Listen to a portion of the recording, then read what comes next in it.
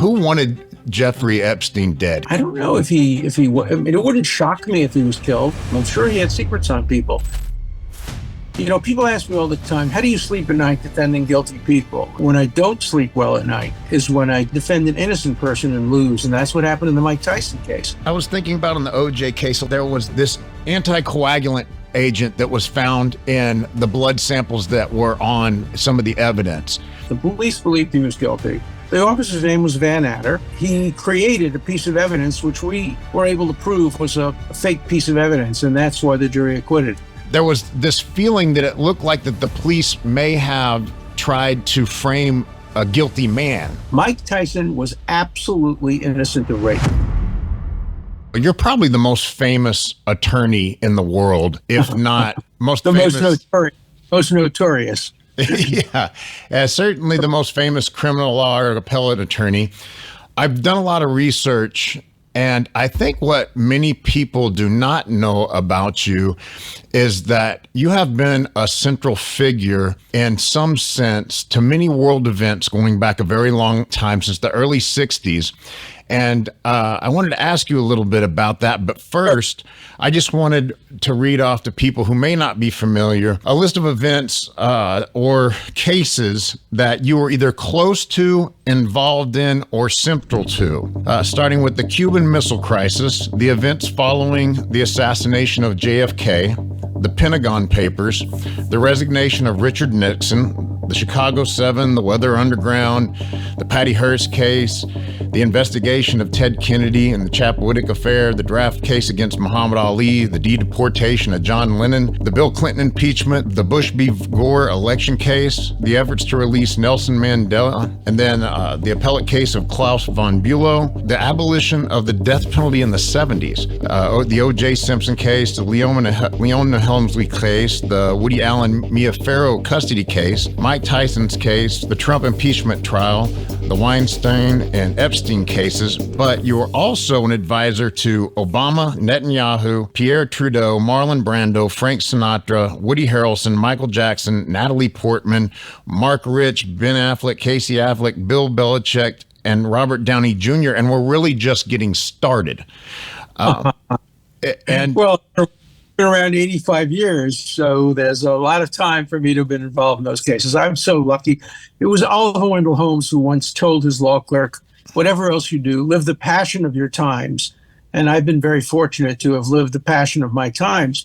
But one of my most important cases involves a guy named Brady Knowlton, who stands for a horrible abuse of justice by lumping together people who were legitimately protesting an election with those who acted illegitimately in an effort to try to create out of one protests that involved many, many different aspects, different approaches, different attitudes, and different purposes. So my role in defending justice continues to this day. Well, hey, I'm very grateful for that. I might get to that a little bit later. What do you think for the past 65 plus years, there's a lot of intelligent attorneys, there's a lot of intelligent advisors. What is it that has separated you that whenever people, some of the most powerful people in the world, some of the most intelligent people in the world, when they have a problem, why is it that they have routinely and repeatedly come to you? Well, I have a very, very strong winning record. I've won a lot of my cases, lost some, obviously. I work hard. I never rest. There's no such thing, in my view, as losing a case. You lose part of the case, but then you continue and continue and continue. You know, I will continue to fight for justice for my clients until they put me in the ground. So I think it's partly my determination. I think it's partly the fact that I'm multifaceted. I've had so many different careers. I've written 54 books. I've taught 10,000 students at the most elite law school in the world. You know, I've had talk shows and written 1,000 articles. I've done so many different things that I think people see me as someone who you can't just bootstrap and put into a small cubicle. That, I've done everything you can do within the law. I've never been a judge, and I was offered a judgeship when I was quite young, and thought about it and decided that would not be how I like to live my life. On the receiving end, I wanted to be on the giving end. Just like if I were an athlete, I wouldn't want to be an umpire. I would want to be a power forward. I read, is this true that you write and dictate 1 million words a year? Well, as I say, 54 books, thousands of articles. I mostly dictate. I also, I don't know how to type. I don't have a computer. I can sometimes do a few hundred words on my iPhone, and I can scribble on a pad, but my secretaries always have trouble reading my handwriting. But mostly it's a combination of handwriting and dictation. And then I work off a draft, and then I work off the typed draft. Just keeping that busy for this breadth of a life, and not just, you can't just call it busy, because your level of engagement and the level of controversy that you have to endure to do it is rather tremendous, exceptional, if not unique to yourself. What motivates you? I'm never satisfied. Never satisfied. There's an interesting exchange in The Merchant of Venice that Shakespeare wrote. You might remember that Shylock is forced to convert from being a Jew to being a Christian. And the bishop is not sure, or the duke, I don't remember who it was, is not sure whether he's really converted. And so he asks him, "Have you converted? Are you a Christian?" And Shylock's answer is, "I am content," which proved to me that he was still Jewish, because no Jew I know is ever content. I think many others as well, but I can tell you about my Jewish friends, my Jewish colleagues, were never satisfied. The struggle for justice never stays won. We're always, the Bible says, justice must you pursue. It doesn't say have, pursue it actively. So I'm always thinking, I'm always working, I'm always trying to pursue justice, and it never gets satisfied. So I'm going to continue doing it. The path that you've chose to do so has been so controversial, and I wonder, is that a motivating factor for you? Is that something that is natural to you? I read that you dressed a dummy up as yourself and threw it off the top of your high school. Yeah, no, my rabbi kicked me out of class. I was falsely charged. I was on the basketball team. My mother would sew my name tag into every bit of clothing, including my jockstrap. And my friend Alan Bachman wanted to have some fun, so he took my jockstrap out of my athletic bag. I was about to go to practice after class, and he threw it at the rabbi when the rabbi was facing the blackboard, and the jockstrap literally hit the rabbi in the head, and it was res ipsa. Of course, I was guilty. My name was on the jockstrap, but I wasn't. But the rabbi threw me out of class anyway, blaming me, and I didn't want to blame my friend, so I went out of class, and I wanted to get even with the rabbi, so I created a dummy of myself using my coat in a locker and my athletic pants and my sneakers, and I had my friend tell the rabbi, "Alan is about to jump off the roof. He's going to kill himself because he threw him out of class." And the rabbi stuck his head out the window, and I let the dummy drop. And I'm amazed the rabbi didn't have a heart attack. I'd probably still be in jail if the rabbi had died as a result of it. But I was always provoking and always doing things that made people angry. Of all the controversy, and I'm talking about at the time, of all the cases and all the controversies, at the time that you experienced them, which of the cases was the biggest?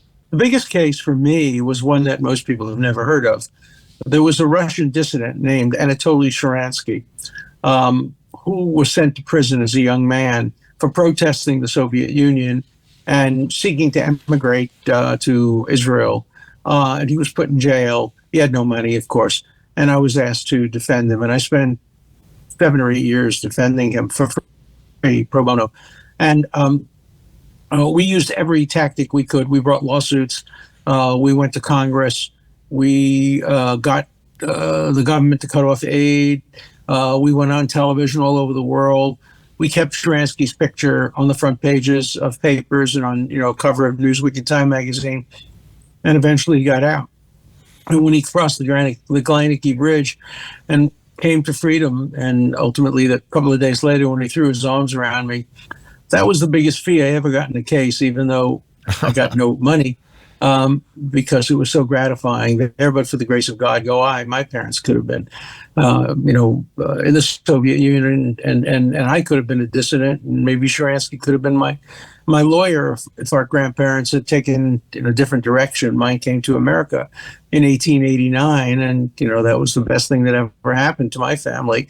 Most of my family was saved from the Holocaust as a result of that, and I've lived a good life, even though it's been a controversial one. And I think Netanyahu once said that you are the greatest defender of both Israel and the truth, which must have been a tremendous honor indeed.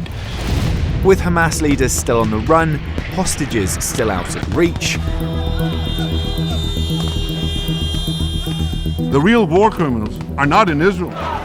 24 living hostages kept underground for 18 months. Those of you who stand with evil against good should be ashamed of yourselves. Today, Israel is one of the two main topics that's on every other news headline.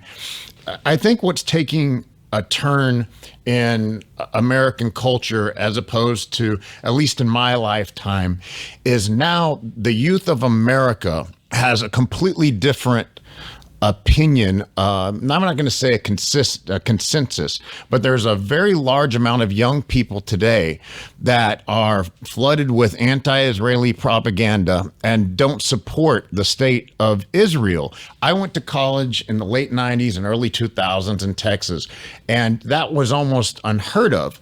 15 years later, maybe a little longer, I'm in law school, and I see that has changed a lot. And then currently, if you look at the amount of traffic and online and what young people are saying and what's happening at the college campuses, you see that the opinion of Israel is very negative from that age group. And I wanted to get your thoughts on that. How is that happening, and why is that happening? Well, it's happening because of the professors, mostly, and because of two developments at university since the time you were in college. One is what's called DEI, Diversity, Equity, and Inclusion, a special bureaucracy that has been set up for minorities to oppose others. And their central thesis is what's called intersectionality. The world is divided into two groups: the oppressors, Jews, Israel, Americans, Christians; the oppressed, minorities, Palestinians, etc. The oppressors can do no right, and the oppressed can do no wrong. That's caught on college campuses a lot today, and it shouldn't be surprising that this is very prominent among young college students. Remember, Hitler came to power as a result of student movements in the University of Munich, the University of Berlin. Stalin, Castro, Pol Pot, Mao Zedong, the worst dictators in the world, were brought to power largely by college students and young people. They have produced some of the greatest evil in the world, and the fact that they're young is no excuse, and we have to take them on and expose their evil. And today, much of what purports to be anti-Zionism is really disguised anti-Semitism. It's singling out one nation in the world, the Jew among nations, for unique criticism. And I think if I were not Jewish, I'd be just as strongly supportive of Israel as being Jewish. But if you scratch an anti-Israeli person deep enough, very often you'll find an anti-American person, an anti-Semitic person, an anti-Christian person, anti-Western person. A lot of it is part of the whole trend toward hard left, kind of colonial, imperial, this view of America as an evil country. And Israel, of course, is a close ally of the United States. So if you're anti-American, you're going to be anti-Israel. Well, I think it runs, unfortunately, much deeper than what's happening at the college campuses. Not everyone can get to college, but everyone has a phone. Everyone has access to Twitter or Instagram.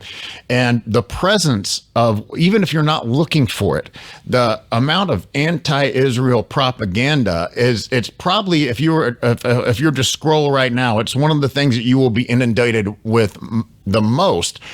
now there's a lot more coming out about the millions and millions of bot farms that are programming the online speech, whether it be to fit the narrative of a political incumbent, or is it like what many people are thinking, that it drives the narratives on the war, such as the Ukraine-Russia conflict?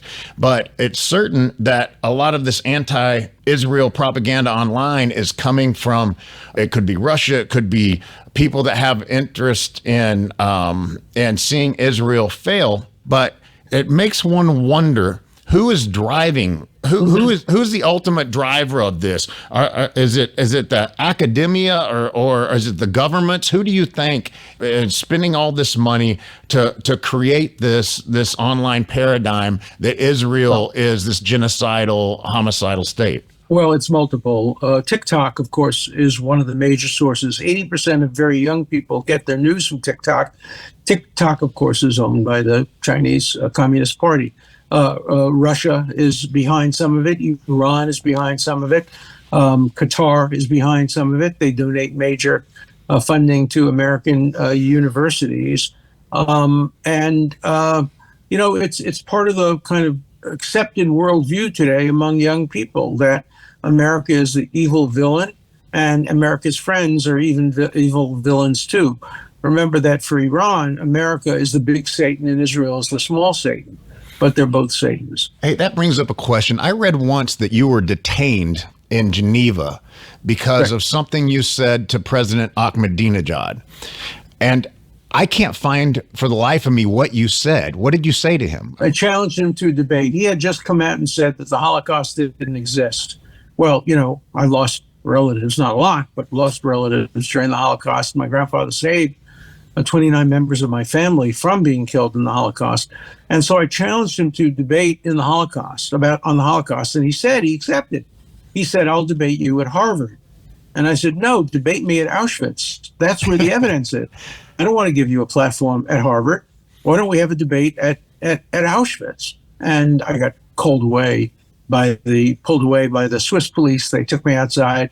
They detained me. Fortunately, I had the White House on my speed dial, and I was able to call a former student in the White House who immediately got authorities, and I was freed. But by that time, they had taken my bags out of my hotel room, and I was without a hotel. But then it was arranged for me to get back into the hotel. Back to I guess what we would call the current theme or online theme or discussion theme. If you walk through this thought experiment with me real quick, just imagine if the entire media with all its might was firing on all cylinders, radio, television, the internet, and it wanted to promote the concept that the world was flat. How many people, what percentage of the population do you think would believe it if academia backed them up?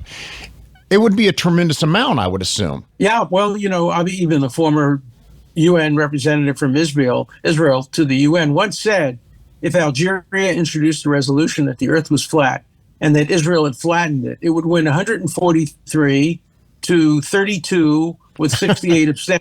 And he said, and I could name each of the countries who would fall into each of those categories. Look, the world can be influenced. Everybody can be influenced by the social media today. It's very, very dangerous. The Supreme Court has before the case now as to whether or not states can regulate the social media. Are they common carriers? Are they like newspapers?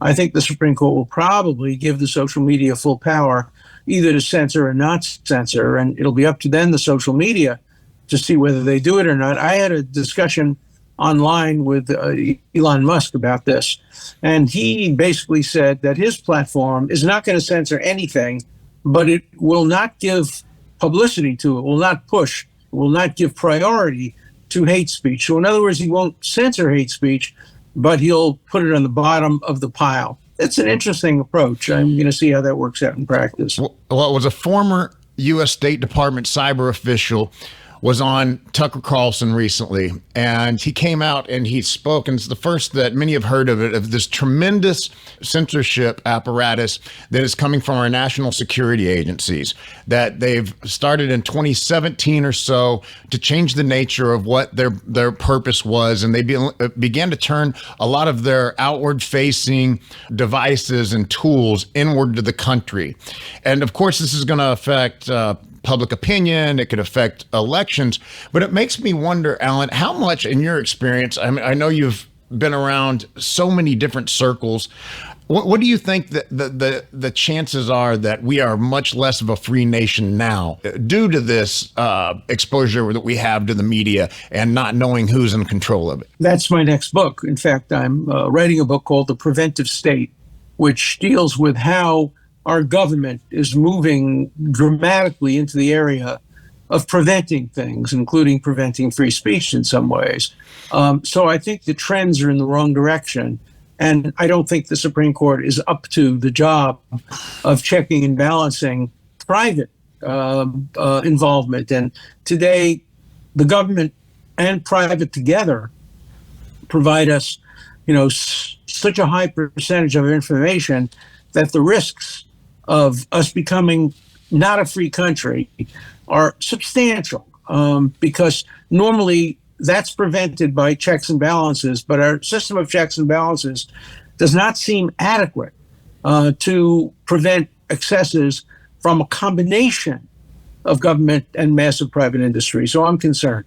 As things precipitate from the top without knowing what the top is, and that's what I want to ask you about. We talk about academia, and you see these ideas where seeds are planted in academia or in the media. But who are the ultimate thought leaders?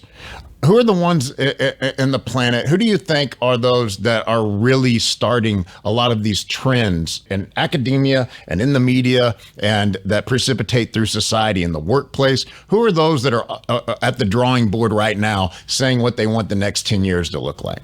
Well, I think most of them are invisible. We don't know who they are. That's what's so dangerous. And when one becomes visible, like Elon Musk, he gets attacked mercilessly. But a lot of what's going on is driven by people who we don't know, people who hide behind the anonymity of the internet and the social media. These people who, influencers and others. So when your enemy is invisible, when the dangers of to liberty come from sources that are not easy to identify and control, that's when the dangers are the greatest. Do you think that there's a lot of our leaders that are compromised in some way or the other? I don't know. I don't know the answer to that. I think we have a leadership gap, a real leadership gap throughout the world. The people who are leaders today, most of them would be better as assistant leaders. I've always thought that, Biden was a great vice president. There are many other leaders today around the world who would be good as secondary leaders. And when you become too powerful, they come after you, obviously. So I really do think there's a leadership gap. This is a time in the world when we need the Churchills and the Roosevelts, and we don't have them. Israel had one, Benjamin Netanyahu, but he lost a lot of his credibility after October 7th. And we'll see what happens. But right now, I think we have a leadership void at a time when we need it most. And we don't see anyone waving their arms, inviting people to the middle. It seems like that there is a promotion from leadership of division over discourse. And there's not public discourse, which makes me want to ask you, you've been an observer of culture for a very long time and intimately involved with it. Where is this heading? Where do you see society going? I mean, you lived through very turbulent times in the 60s. Yeah. And now where is this going to end up? Nobody knows. It's impossible to tell. Who could have predicted 10 years ago where we are today, the divisiveness that we have today? It's remarkable. I mean, people who thought they were my friends won't talk to me because I'm defending you and because I defended Donald Trump and because I'm not a knee-jerk Democrat. People won't talk to me. People won't talk to my wife. We live in such a divisive society. I couldn't have predicted that. I couldn't have predicted 10 years ago the incredible growth of anti-Semitism and anti-Israel attitudes and anti-Americanism. I just couldn't have predicted it.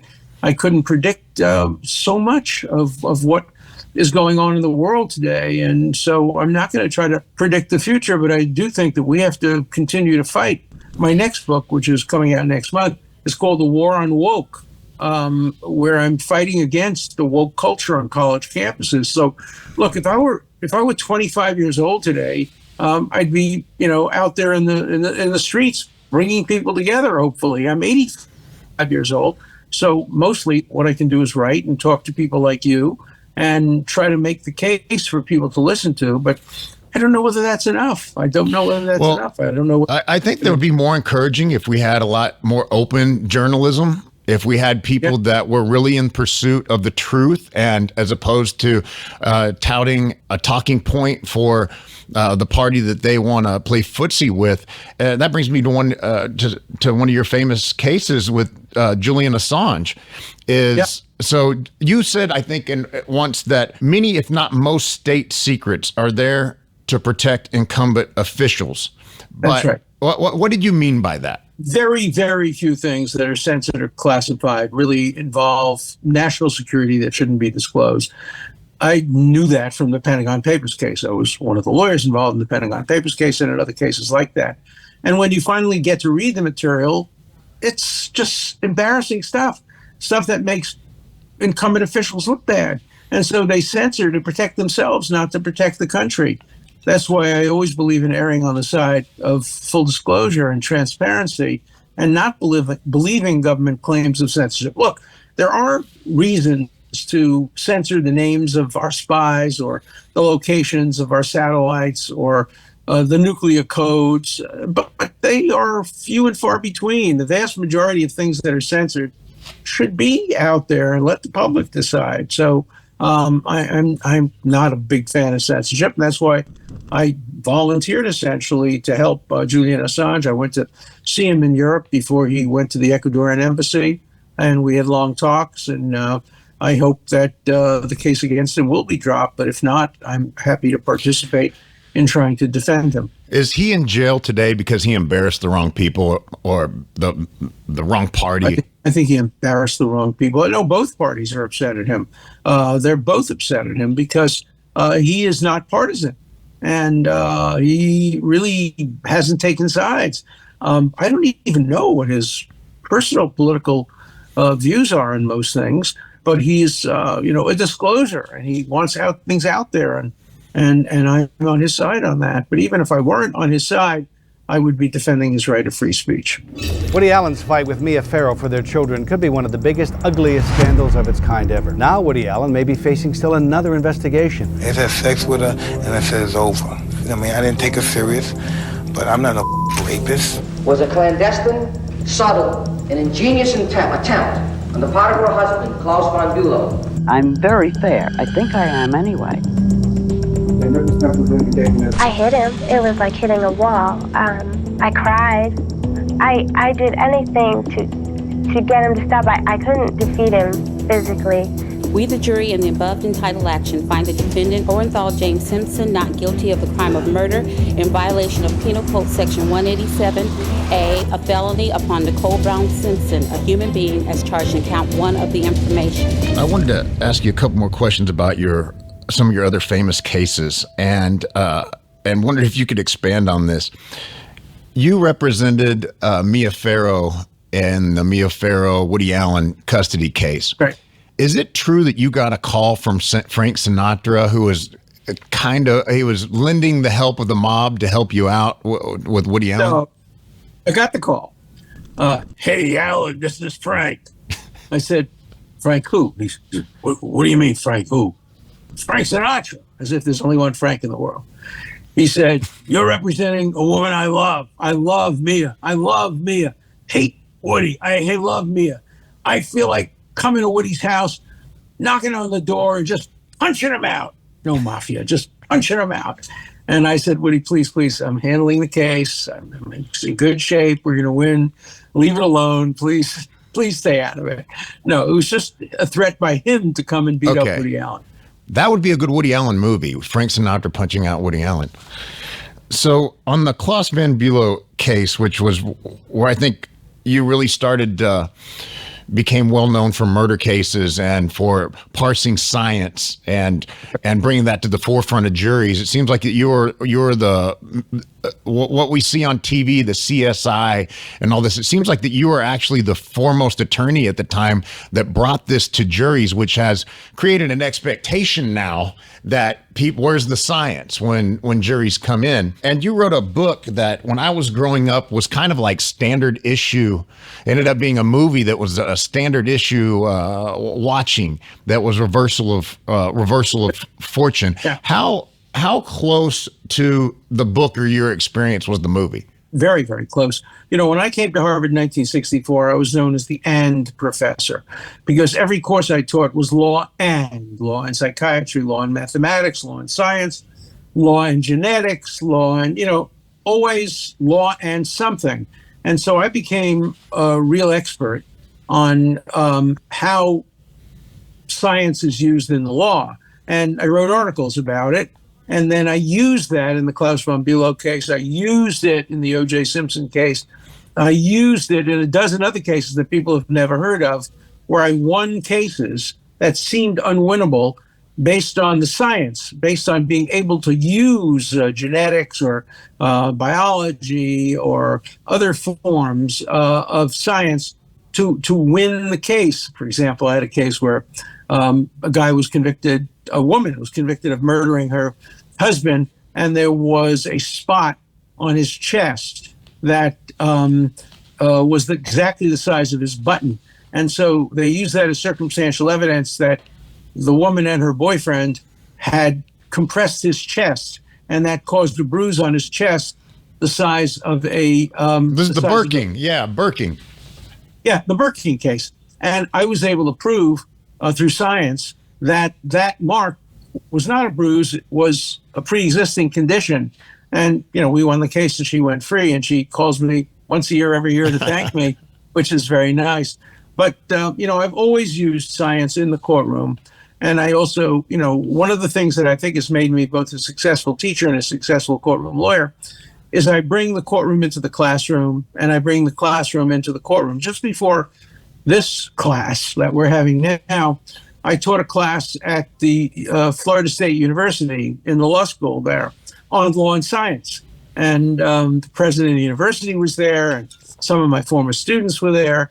And we had a wonderful, wonderful class about the relationship between law and science. So I'm still teaching a little bit. As far as the movie goes, it's been a while. Does Jeff Bezos still have to cut you a royalty check from Amazon Prime every so often? I don't know. I haven't gotten any, so I wouldn't know. My son was the producer of the film. He read my book in draft form. Yeah. He said, "This is a movie."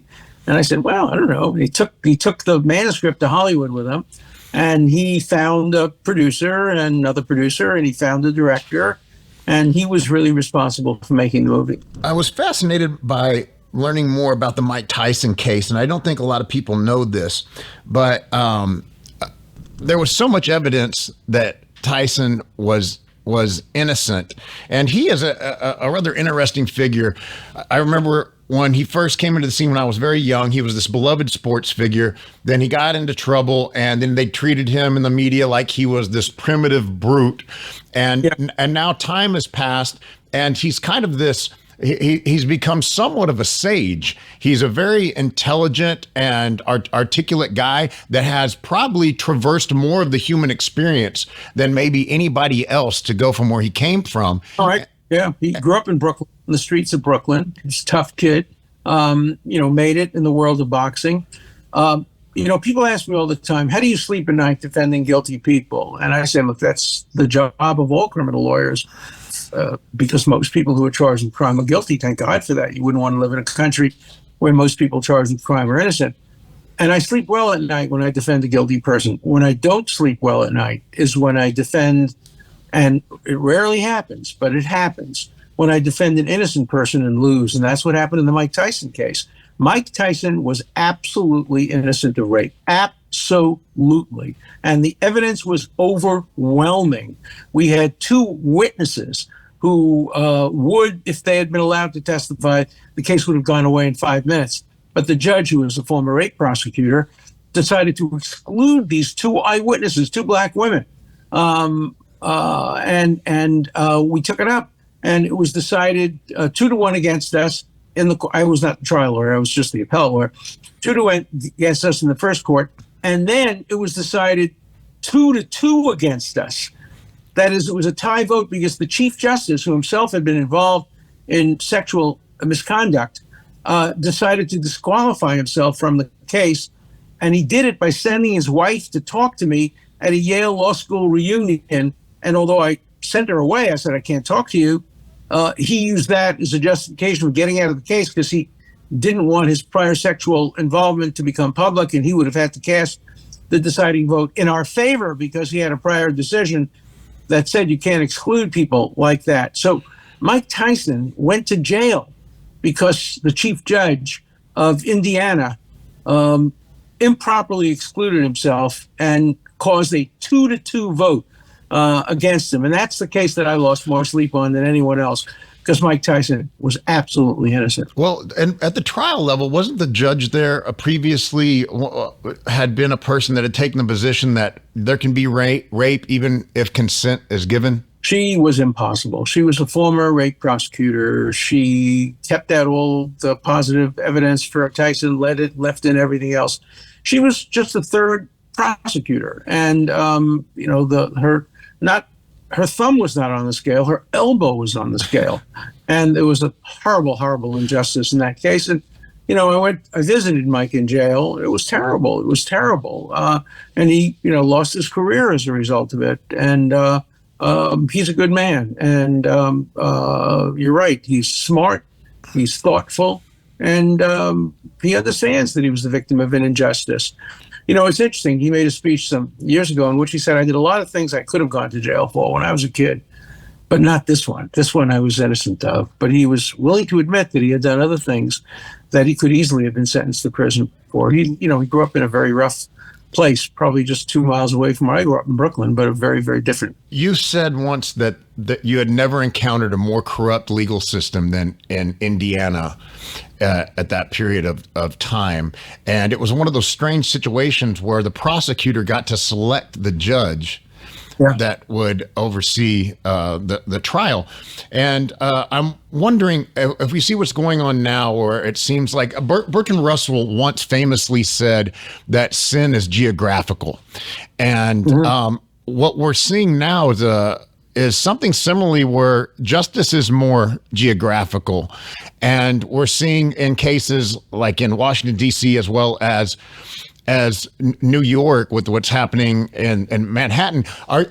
Do you feel like that you're seeing a more corrupt system now than you saw in Indiana during those days? In some ways, yes. I was not aware of the Bertrand Russell quote. That's great. I'm going to use it because it is geographic. And prosecutors, they don't get to pick the judge the way they did in Indiana, but they get to pick the area. So you try somebody in the District of Columbia, and if his name is Donald Trump, he's going to get convicted no matter what he did.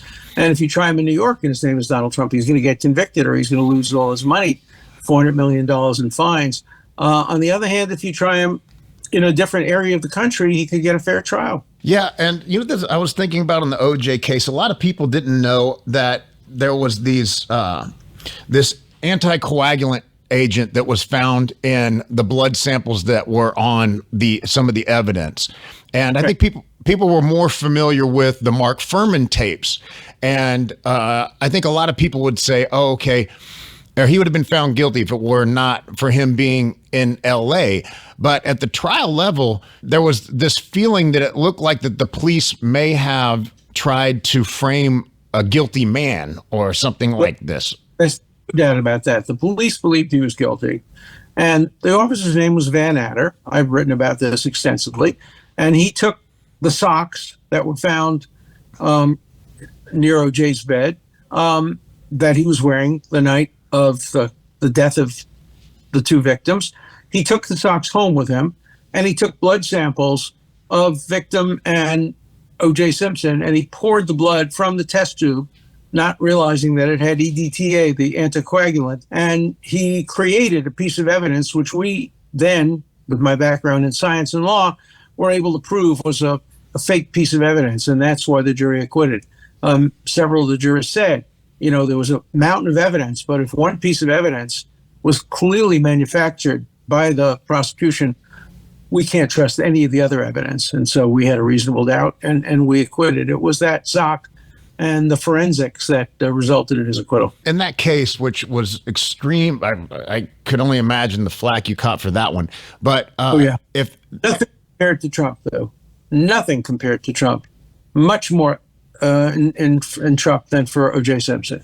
Is that when you think there was this divisiveness, this kind of diaspora of your relationships where they just went away from you? How much of a internal conflict did you have on taking that case? I had more of a conflict with my family. The internal conflict wasn't there. I knew it was the right thing to do, but my wife didn't want me to do it. My children didn't want me to do it. My grandchildren didn't want me to do it. It made their lives more difficult. And so it was a real conflict, but not internal. It was an external conflict. The new president, Lyndon Johnson, ordered these questions answered. The 7 members of the Warren Commission come to the White House to give to the president the results of their painstaking investigation into the determinable facts of the assassination of President John F. Kennedy. We are tomorrow announcing and giving all of the Kennedy files. So you clerked for Supreme Court Justice Arthur Goldberg, and you wrote something once very, very interesting, and you didn't kind of speak on it for very long, but when John F. Kennedy was assassinated, it sounded like that there was some pressure from the president on Chief Warren to go against the truth because that LBJ was concerned that there was a conspiracy, and that they wanted to cover that up. Is that what happened? No, it's close, but it's not quite that. Look, I think Lyndon Johnson and Earl Warren probably thought that Oswald shot him and shot him alone. I can't promise that, but I think that's right. I'm not sure. But I can tell you this, because I heard it directly from Arthur Goldberg, who heard it directly from Warren, that Lyndon Johnson told Warren he was appointing him to be the head of the Warren Commission in order to find that the Russians were not involved, the Soviet Union was not involved, because if they had found the Soviet Union was involved, it would have caused World War III. If the Soviet Union kills an American president, of course you're going to have to go to war. And so the Warren Commission's job was to make sure that nobody believed that the Soviet Union was involved, even if they were. But I don't know what the views of Lyndon Johnson and Earl Warren actually were. But the Warren Commission had a predetermined outcome, not necessarily as to who did it, like whether it was the mafia or an individual, but clearly it had a predetermined outcome that it couldn't involve the Soviet Union. So it was not an honest assessment. From the time that you were working in the Supreme Court to now, it seemed like that now, even though there is a conservative majority, there's not the same political, impulse that we've seen from previous courts. What do you think is driving that? Do you think that this court is trying to be too sensitive to public opinion, or do you think that they're clearly following the law, but it seems like that they're not sticking their nose into areas that a lot of the public would like them to? I think that the Chief Justice, who I remember from law school, who's a really nice guy, John Roberts, I like him very much as an individual. I supported his nomination over the objection of some of my Democratic colleagues. I think he cares much more about the reputation of the court, the dignity of the court, the integrity of the court. He is the person in charge of guarding the court. And so I think a lot of his decisions are motivated by what's best for the court. But each individual justice has their own ideology. I mean, there are a couple of justices in the court who are very ideologically committed to conservative values, Alito and some of the others. And there are some who are very committed to kind of liberal values, Sotomayor and Kagan. And those manifest themselves in close cases, but a very large number of the cases aren't ideological, and the court can come to a reasonable decision. And the court, the justices in the court, reasonably intelligent. Elena Kagan was my student. I remember her as a student. She sat right in the middle in like the fourth or fifth row. And I've had a number of judges, justices, and others as students. And so I'm a close student of the court. But the court's always been 9 people, and each individual has their own ideology and their own notion of what the appropriate function of the Supreme Court is. Who are some of your most, impressive, intelligent, or idiosyncratic students? Who stands out? Because you're one of the longest tenured professors in Harvard history, and of course you had, like you said, was it Ted Cruz, Elizabeth Warren? Who are some of these people that really, really stood out? Well, Ted Cruz stood out because a conservative in a sea of liberals, and he came into the class the first day with his right hand raised and didn't put it down all semester, and he confronted me constantly. And having a student like that is great because he did some of the teaching for me. He would raise his hand to contradict me, and I would then argue with him. And a lot of students didn't like it because they didn't like his views being expressed. But he was a very, very good student.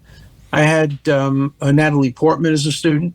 She was a very good student. She wrote a paper, a very important scientific paper on lie detecting and lie detector tests and new ways of thinking about lie detector tests. And she got the A+ in my class, a brilliant young woman.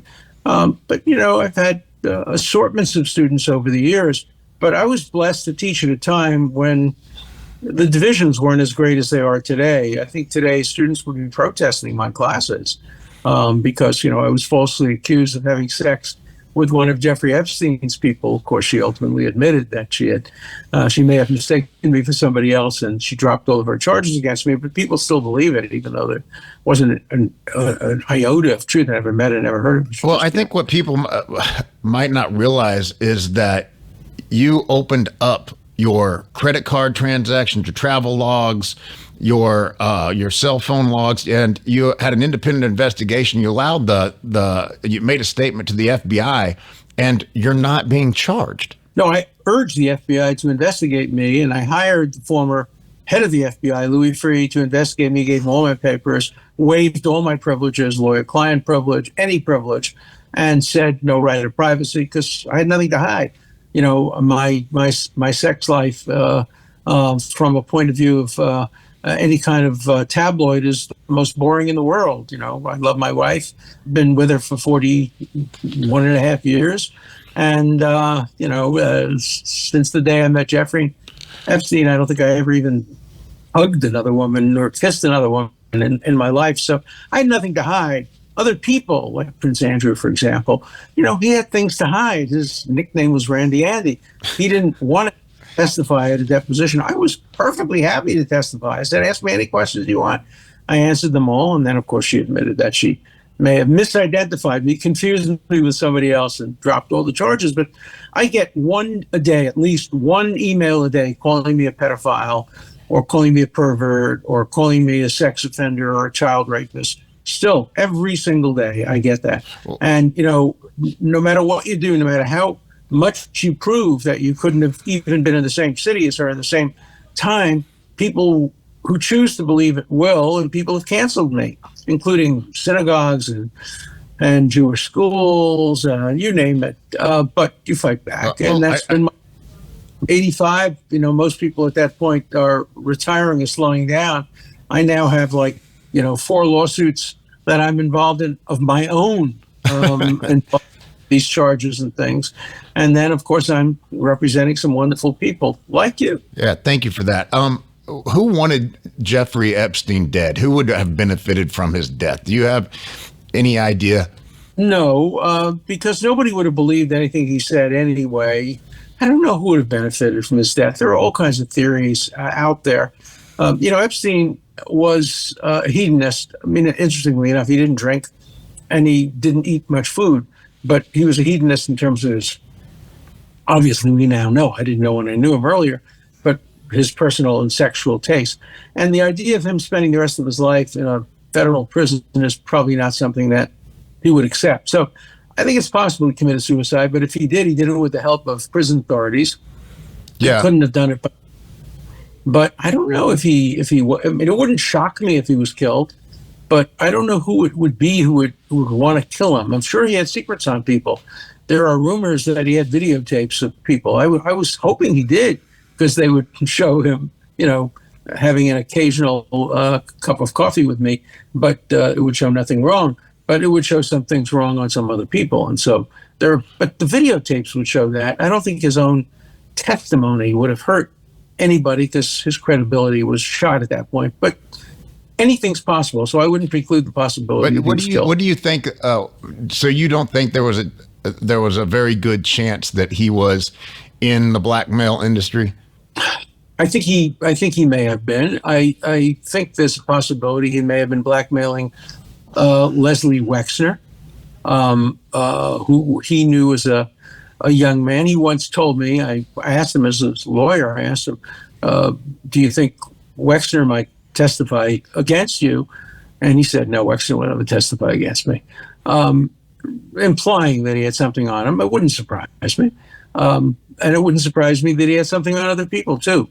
But of course he had nothing on me, because I didn't do anything wrong. So he never tried to blackmail me, but that wouldn't surprise me.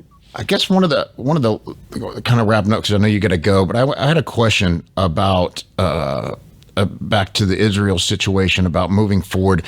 You wrote an article that was very, very controversial about considering an attack on Iran, and I think it does look like that we seem to be headed into conflict with these countries. Is there a way? I think the two-state solution is something a lot of people hope for, but it seems like it's very difficult to identify who would lead it, or how that would take down. Is there a way, absent of conflict, for this region to stabilize? Without taking Iran out, it will be hard. I think regime change in Iran should be the goal of the United States. We should try to overthrow the Iranian government, try to substitute a reasonable government. When the Shah was in power, he was a close ally of the United States. Now, Iran is the greatest exporter of terrorism in the world, the most dangerous country in the world, the Nazi regime of the 21st century, and I think it should be overthrown. Just the way I think if Winston Churchill had been the Prime Minister of England, he might have attacked Germany in 1933-34 before they became the most powerful country in the world. I think we have to take preemptive action against Iran. We have to destroy their nuclear capability and then ultimately overthrow the regime. Otherwise, there'll never be peace or stability anywhere in the Middle East, because they are the octopus head. And if you cut off their arms, they'll just grow them back again. And without getting rid of Iran, there will never be peace in the Middle East. Never, ever, under any circumstances. Even if Israel would have disappeared tomorrow, there would still be tremendous tension in the Middle East caused by Iran. Iran is the villain, the most dangerous country, and sometimes you have to just cut the cancer out, and Iran is the cancer. I had one last question for you. You've spoke about in the past about how your wife wanted to see your mail-in ballot because she didn't believe that you were voting for Biden.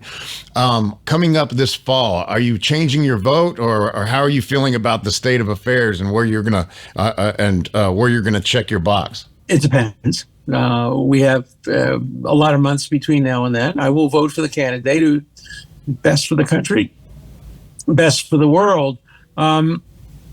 Right now, if I had to vote today, I would vote for Biden again. Wouldn't be an enthusiastic vote, but it would not be. I would not stay home, and I would not vote for Trump. Things might change, and any possibility is there. I keep an open mind. And I will make up my mind the day before the election. Alan, thank you so much. Hope to talk to you again soon. I appreciate it. Well, I enjoyed it. You're a terrific interviewer, and if you want to do it again sometime, happy to do it. We can. Yeah, let's do a part two. I appreciate it, Alan. Thank you. Sure. Thank you. Be well. God bless.